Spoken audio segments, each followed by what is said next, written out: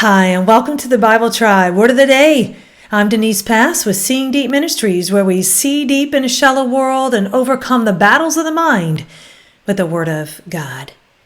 We cannot avoid conflict for long, but when it is in our power to do so, healthy conflict avoidance is not a bad thing when the goal is God's glory. Reading today in the book of James, chapters 4 and 5, and the verse of the day is James 4, verse 1. What is the source of wars and fights among you?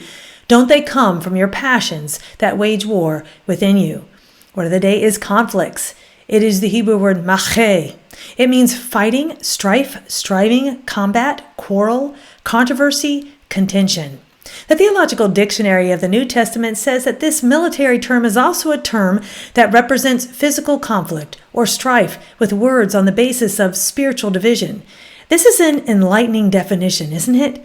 We need to be aware of spiritual division in our lives and recognize the enemy's tactics of pride and offense so we can choose humility.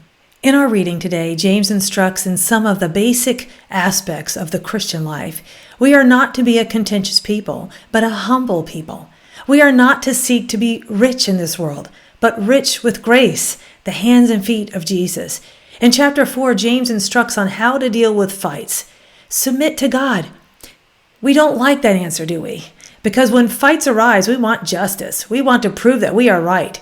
This gets to the crux of the matter. There are fights among us because we are self-focused and prideful.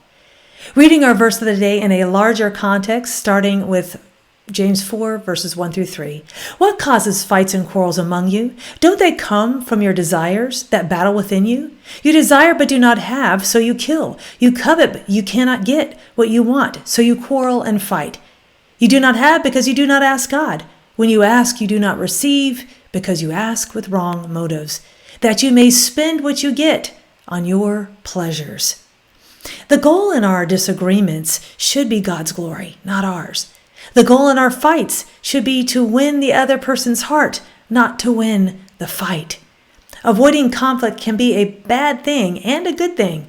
To those who don't deal with the underlying issues, it can breed discontent and a bitter root. But to those who avoid conflict due to forgiveness and pursuing peace, God is glorified in that conflict.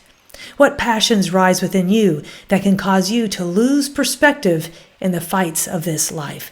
Avoid senseless conflicts and choose to fight in the Spirit against pride and division. Go with God and His precious word, friends. Join us tomorrow in the book of Deuteronomy.